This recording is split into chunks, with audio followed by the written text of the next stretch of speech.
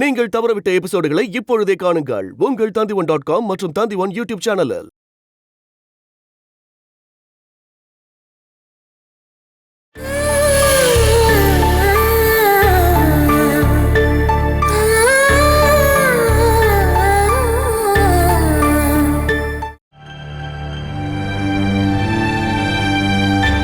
உங்களுக்காவது அது தோணுச்சுல, அவ கூட பிறந்த அக்கா தான் இங்க இருக்கா. தங்கச்சி காணாம போயிட்டாலுன்னு கொஞ்சமாவது வருத்தம் அவளுக்கு எங்கேயாவது இருக்கா?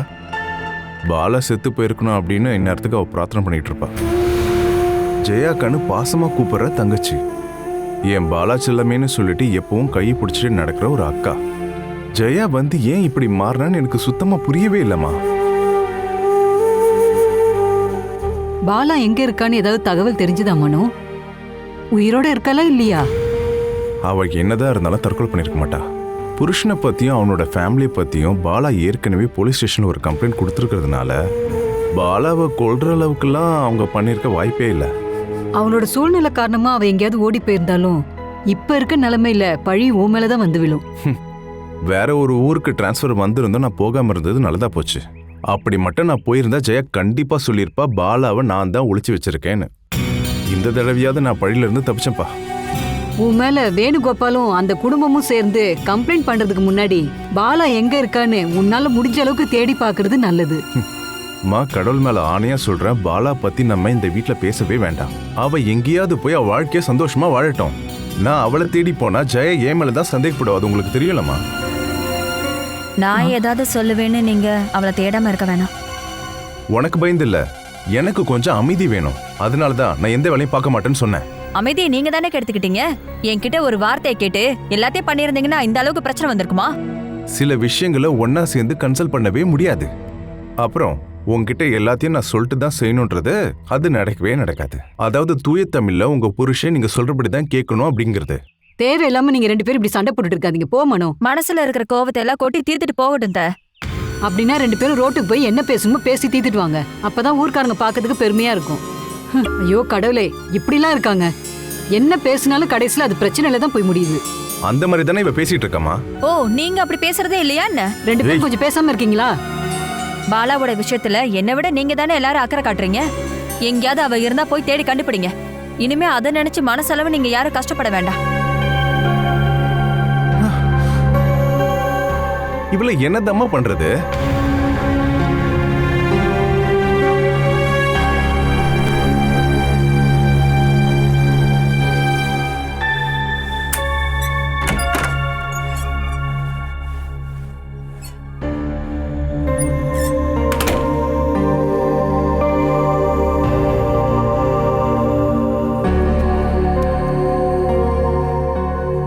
கண்ணாடி எல்லாம் அடிக்கடி பாக்காதீங்க மேடம். இருக்கிற அழகும் போயிடும். பழைய செம்மலி மேடத்தை தெரிஞ்சவங்க பார்த்தாங்கன்னா இப்ப கண்டுபிடிக்கவே முடியாது.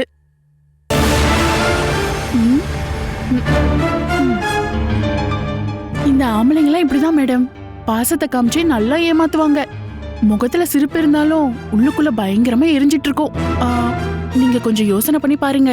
அன்னைக்கே சூரஜ் சார் அந்த பொண்ணை வீட்டுக்கு கூட்டிட்டு வந்து பையன் கிட்ட பாசத்தை காமிச்சாரு. அன்னைக்கே எனக்கு டவுட் இருந்தது, ஏதோ ஒரு பெரிய பிரச்சனை வரப்போகுதுன்னு. உங்களுக்கு கொல்ல பிளான் போட்டிருப்பாங்க போல. நீங்க செத்தாதானே அவங்க சேர முடியும்.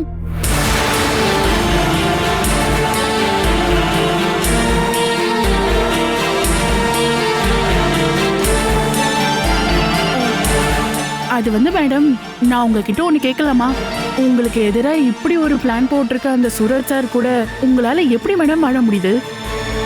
டைவர்ஸ் வாங்கிட்டு உங்க அப்பா கூட போயிடலாம்ல. போகணும் மேடம். பாசம் இல்லாத இவங்க கூடலாம் எப்படிதான் வாழ முடியும்? எனக்கு மேடம பழைய செம்லி மேடமா பார்க்கணுன்ற ஆசையில தான் சொல்றேன்.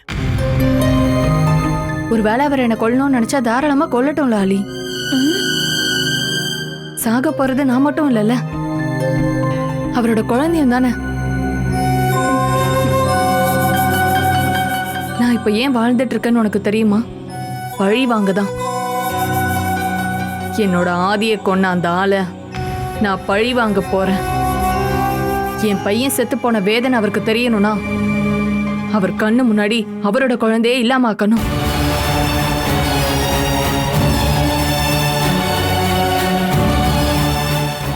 இப்ப என்ன சொல்ல வரீங்க? இன்னைக்கு என்கிட்ட அவரும் அவரோட ஃபேமிலியும் ஏன் பாசம் காட்டுறாங்கன்னா அதுக்கு காரணம் என் வயித்துல வளர்ற இந்த குழந்தை தான்.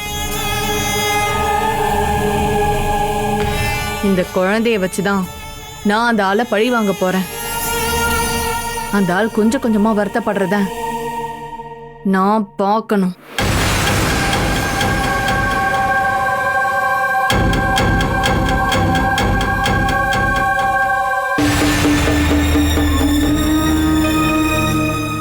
ஆமா, இப்போ கையில தான் வலி இருக்கு. ரெஸ்ட் எடுத்துட்டு இருக்கேன். ஓகே, நான் ஃபோன் பண்றேன்.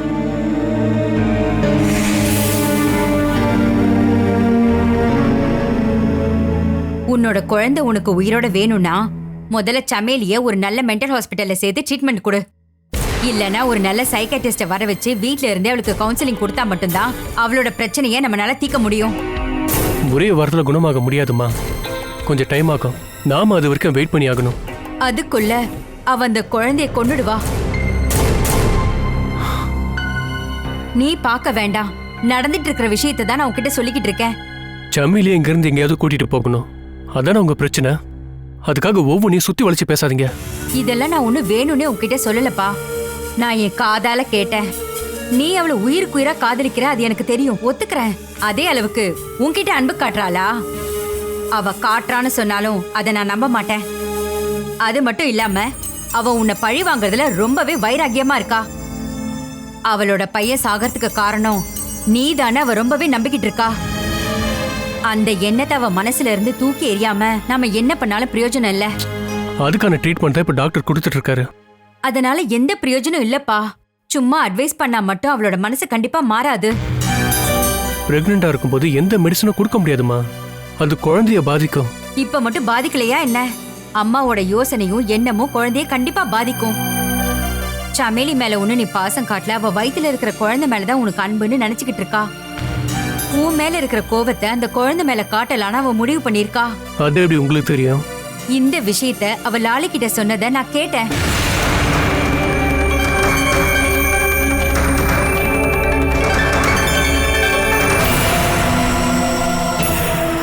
நான் சொன்னதுல உனக்கு நம்பிக்கை இல்லைனா நீயே லாலிய கூப்பிட்டு கேளு. உன் குழந்தையோட உயிரு இப்ப அவ கையில தான்.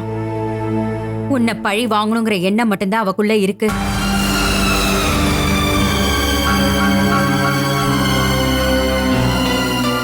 இருபத்தி 4 மணி நேரமும் கண்ணுல எண்ணெய் ஊத்திக்கிட்டு அவளை கண்காணிச்சுக்கிட்டே இருக்க முடியுமா? ஒரு நிமிஷம் அவ வயித்துல ஓங்கி அடிச்சுக்கிட்டா போதும், அந்த குழந்தை இறந்து போயிடும்.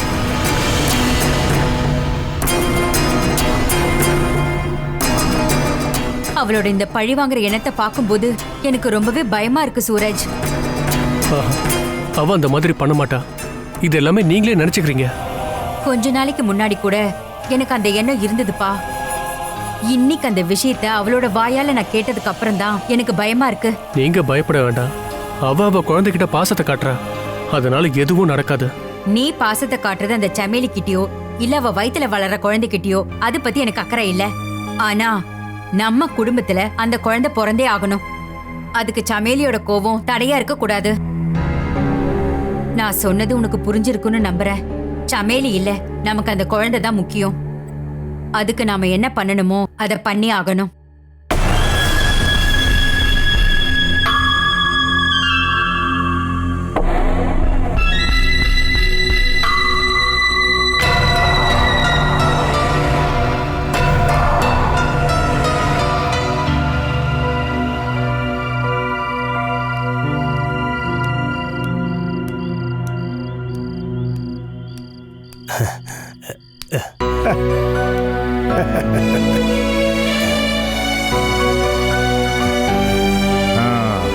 உள்ள வாங்க.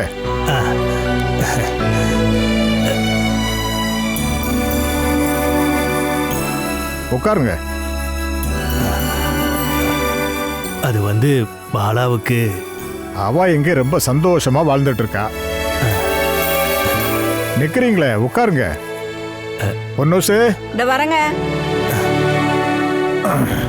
அங்க யாருக்கும் எந்த சந்தேகமும் வரல? முந்தானத்து ராத்திரி பாகவத பாராயணத்துக்கு போன நானு நேத்து ராத்திரி தான் வந்தேன். அப்படி இருக்கும்போது எப்படி சந்தேகம் வரும்? பாலாவை இங்க கூட்டிட்டு வர நீங்க ரொம்பவே கஷ்டப்பட்டிருக்கீங்கல்ல. பாலாப்பட்ட கஷ்டத்தெல்லாம் பார்க்கும்போது நாம பண்ணதெல்லாம் ஒண்ணுமே இல்லம்மா. பாலாவை கொஞ்சம் கூப்பிடுறீங்களா? இங்க கூட்டிட்டு வந்து விட்டதுக்கு அப்புறம் மாமா வந்து பார்க்கலன்னு நினைக்க கூடாதுல்ல. நான் போய் கூட்டிட்டு வரேன். பாலாவை ஒரு வழியா அங்கிருந்து இங்க கூட்டிட்டு வந்ததுக்கு அப்புறம் இந்த வீட்டுல இவ்வளோ பாதுகாப்பா இருப்பான்னு கொஞ்சம் கூட நான் நினைச்சு பார்க்கலங்க. அதெல்லாம் நடந்து முடிஞ்சது.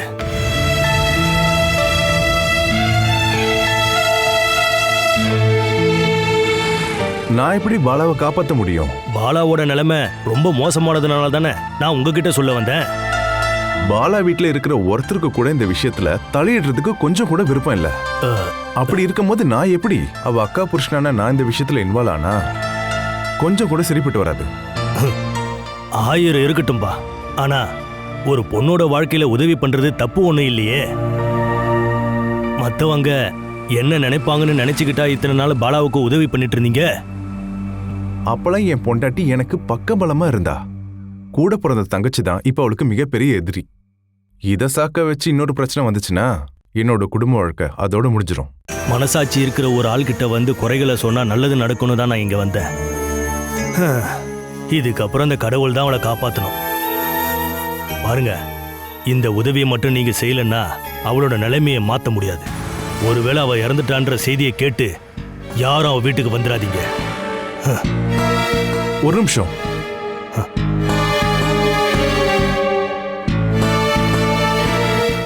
அவங்க வீட்டுல இருந்து குமரன் சாலை வர்றதுக்கு பாலா தயாரா இருப்பாளா? தயாரா இருந்தா அவளை பாதுகாப்பா மாத்தி தங்க வைக்கிறதுக்கு ஒரு இடம் இருக்கு. எங்க? இங்க இருந்து ரொம்ப தூரம் போனோம். அது என்னோட ஃப்ரெண்டோட வீடு. அவன் இப்ப இங்க இல்ல, வெளியூர்ல இருக்கான். அவங்க அப்பா அம்மா 2 பேர் மட்டும்தான் அங்க தங்கியிருக்காங்க. பாலா பத்தி நான் சொன்னப்போ கொஞ்ச நாளைக்கு அவன் அங்க தங்கிக்கலான்னு என் ஃப்ரெண்டு என்கிட்ட சொன்னான். வெளியே வர்றதுக்கு பாலா தயாரா இருந்தா நம்ம அவளை அங்க தங்க வைக்கலாம். அண்ணா, நீங்க போய் முதல்ல பாலா ஒத்துக்க வைங்க.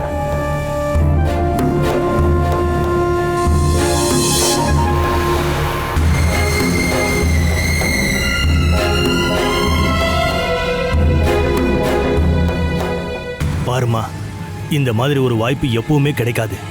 இது நீ எடுக்கிற முடிவை பொறுத்து தாமா இருக்கு.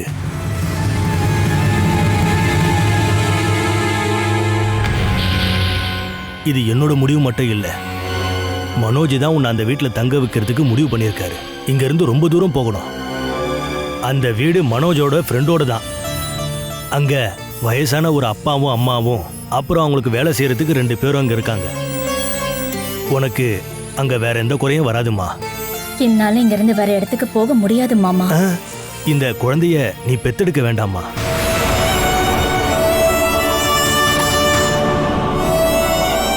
வேணு போகும்போது சொல்லிட்டு போனதை நினைச்சு பார்க்கும்போதே என் மனசே நடுங்குதுமா. அவன் சொல்ற பேச்சை கேட்கலன்னா இந்த குழந்தை உயிரோடவே இருக்காது.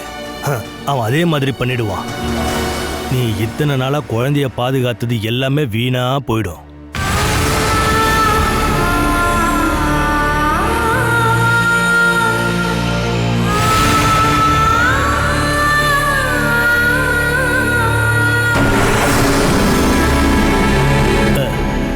நீ அந்த வீட்டுக்கு போறதுக்கு மனோஜ் ஒரு வண்டியை ஏற்பாடு பண்ணி கொடுத்துருக்காரு. நாம 2 பேரும் இன்னைக்கே போய் நீ தங்கக்கூடிய அந்த வீட்டையும் அங்க இருக்கக்கூடிய ஆளுங்களையும் பார்த்துட்டு வந்துடலாம். உனக்கு உதவி பண்றதுல அவங்களுக்கு எந்த பிரச்சனையுமே இல்லை. நீ அந்த இடத்துல இருக்கிறத வேணுவால கொஞ்சம் கூட கண்டுபிடிக்க முடியாது. ஆமா,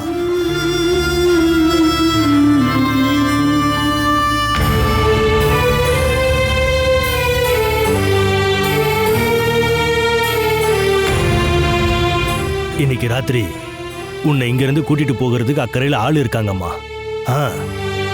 எல்லாத்தையும் நான் ரெடி பண்ணிட்டு தான் வந்திருக்கேன். உன் மேல பாசம் வச்சிருக்கிறவங்களோட ஆசைம்மா, வேண்டான்னு மட்டும் சொல்லிடாத. பாரு, இதுக்கப்புறமும் நீ அடம்பிடிச்சிட்டு இங்க இருந்தன்னா அப்புறம் நான் சும்மா இருக்க மாட்டேம்மா.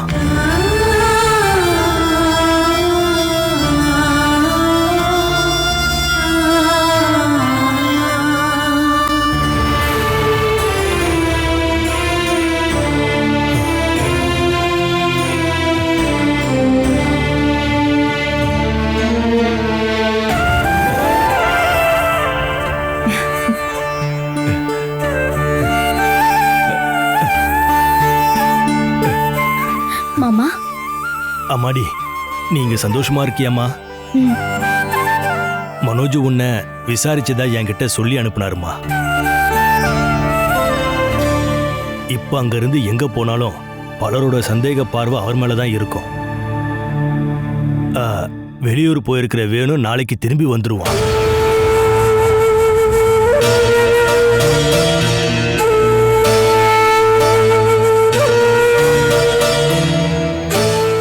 ஆனா உன்னை கண்டுபிடிக்க எந்த வழியும் இல்ல. எத்தனை நாளைக்கு தான் அப்படி மறைஞ்சிருந்து வாழ முடியும் மாமா? இங்க பாருமா, உன்னோட பிரசவம் முடியற வரைக்கும் நீ எங்க இருக்கேன்னு யாருக்கும் தெரிய வேணாம். அதான் நல்லது. அது வரைக்கும் நீ கொஞ்சம் நிம்மதியா இங்கேயே இருக்கலாம்ல.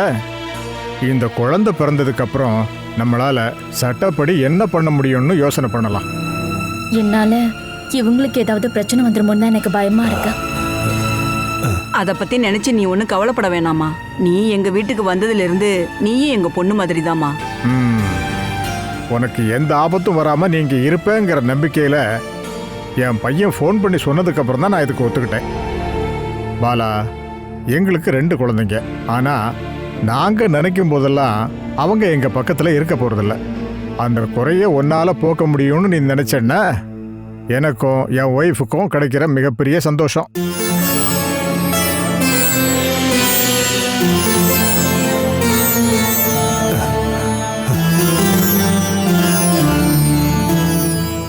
இந்த மாதிரியான ஒரு பாதுகாப்பு உனக்கு வேற எங்கேயும் கிடைக்காதும்மா. வேணு என்னதான் முயற்சி பண்ணாலும் இந்த இடத்த கண்டுபிடிக்கவே முடியாது. நீ இந்த வீட்டுல தைரியமா வாழலாமா?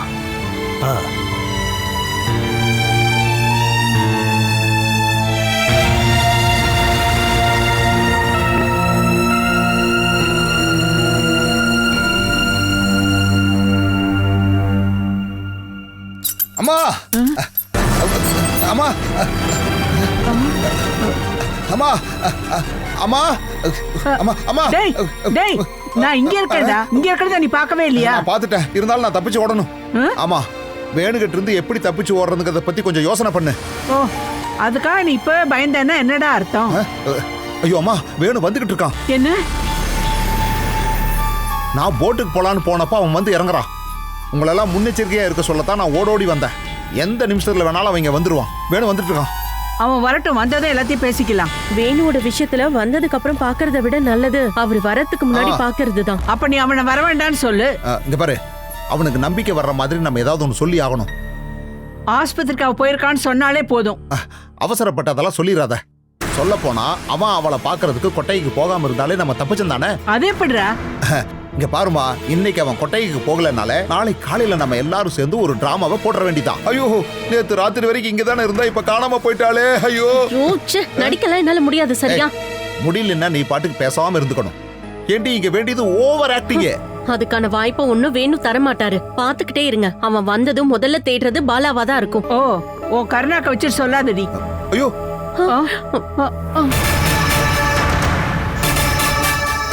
இதோ வந்துட்டோம். என்னங்க இங்க பாருங்க, இப்படி முடிச்சுட்டு நிக்காம என்ன பண்ணலாம்னு ஏதாவது ஒரு பிளான் பண்ணுங்க சீக்கிரம். தம்பி வேணு, டேய் அதை எங்க கொடு. டேய், நம்ம எஸ்கேப் ஆயிட்டோம். எங்க? வேற எங்கேயும் இல்ல. அதான் உனக்கு வேலை கிடைச்சிருச்சுல்ல, அதான் சொன்னேன். ஐயோ, எனக்கு வேலை கிடைச்சது நினைச்சு இங்க யாரும் பெருமையா நினைக்க வேண்டாம்.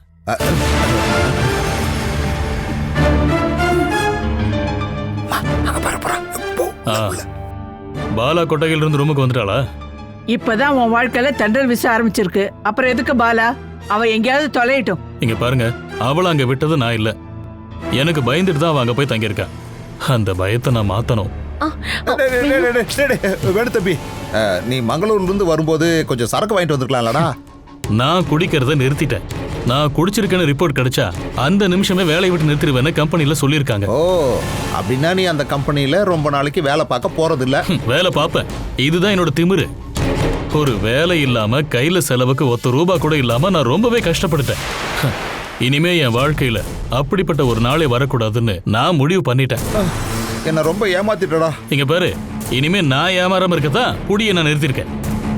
மங்களூர்ல நேற்று நைட்டு சரக்கு அடிச்சதுதான் என்னோட கடைசி சரக்கு. என்ன விட்டுட்டா? இனிமே அது வேண்டாம். நான் போய் பாலாவை பார்த்து கூட்டிட்டு வரேன். வேணும், நீ அங்க போனேன்னா அவ ஏதாவது ஒண்ணு சொல்லுவா.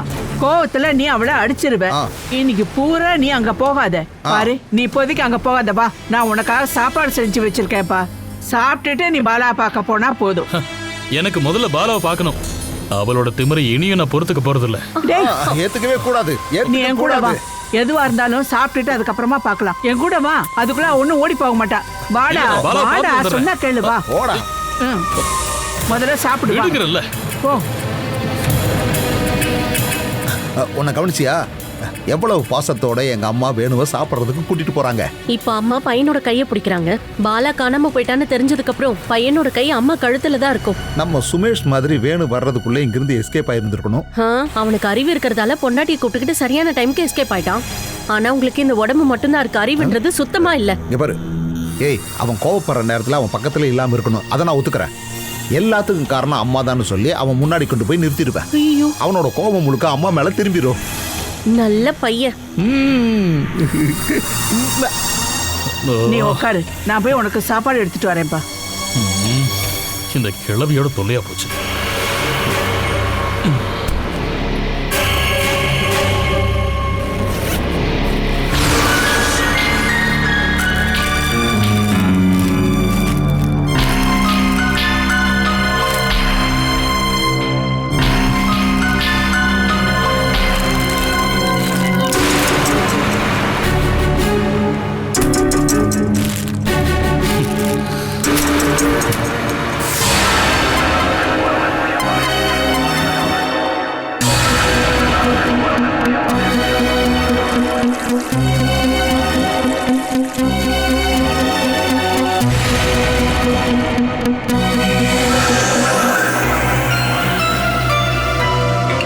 நீ வரத்துக்கு லேட் ஆனதும் நான் ரொம்பவே டென்ஷன் ஆயிட்டேன்ப்பா. ஆமா ஆமா.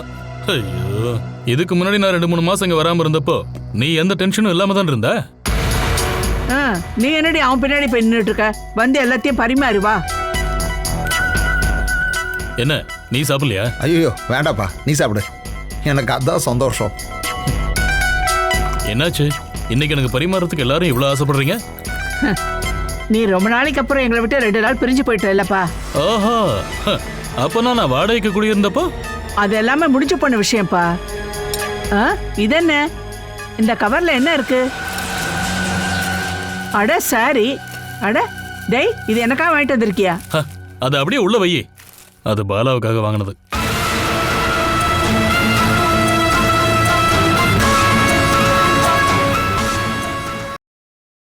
Catch us on TV, Tandivan.com, Facebook and YouTube.